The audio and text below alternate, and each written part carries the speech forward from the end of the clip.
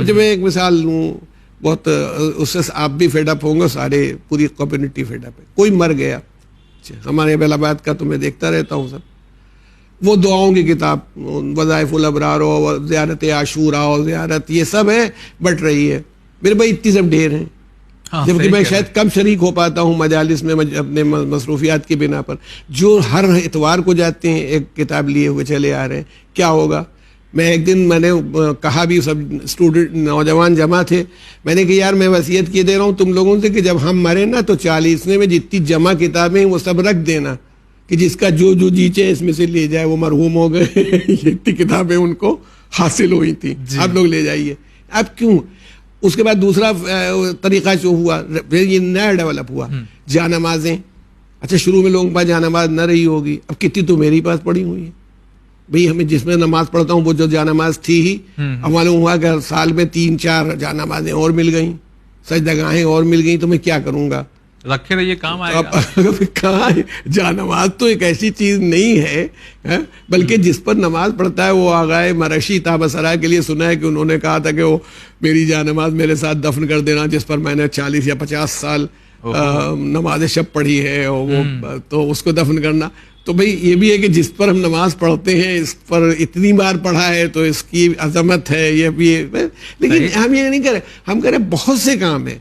आप इतनी किताबें क्यों छाप रहे हैं, आप किताबें लगा दीजिए, मफातिहुल जिनान है, वो तोफ़तुल अवाम है, अहम किताबें कुरान के मुख्तलिफ लोगों के तर्जुमे, और मोमिनीन से कहिए भाई जिनको जिस किताब की ज़रूरत है वो ले जाएं। अच्छा मशवरा है। हाँ, अच्छा एक पाकिस्तान में एक दुआओं की किताब छपी है, नवाए सालेहीन उसका नाम है, मेरे पास है, इत्तेफाक से मुझे दुबई में किसी ने प्रेजेंट कर दी थी, बहुत अच्छी किताब है। उसमें वो शुरू में जिन्होंने दुआएं इमामों की मुरत्तब की हैं, उसमें एक नोट लगाया है, अगर आप इसे ना पढ़ें और ना पढ़ सकें तो मस्जिद में रख दें जाके, और जो साहब ले जाएं, पढ़ना हो तो लेके चले जाएं, और जब ना पढ़ सकें तो वापस मस्जिद में रख दें।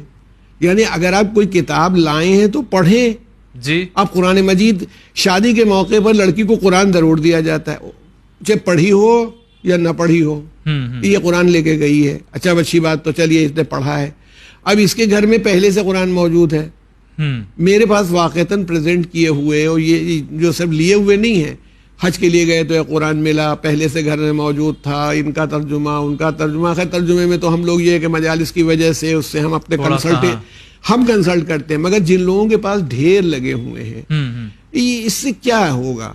मतलब ये भी सोचना चाहिए ना कि हम वो चीज़ क्यों नहीं इकट्ठा करते। आप लाइब्रेरी बनाइए तो किताबें इकट्ठा कीजिए, कुरान की तफसीरें, तशरीह, ये सब इकट्ठा कीजिए अगर वाकई पढ़ना चाहते हैं। मगर ये कि भाई को होना चाहिए, भाई ये बाहैसियत आदमी है तो ये कोई बड़ी मोटी किताब छाप के बांटेंगे, ऐसा ही हो रहा है। या तुमने पढ़ी है, तुम जो अपने बाप के लिए जो किताब तुम बांट रहे हो, काश तुम ही पढ़ते।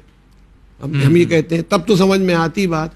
तो जिस चीज की जरूरत हो वो काम क्यों ना किया जाए, ये हम ये कह रहे हैं कि काम वो होना चाहिए जिसकी जरूरत है।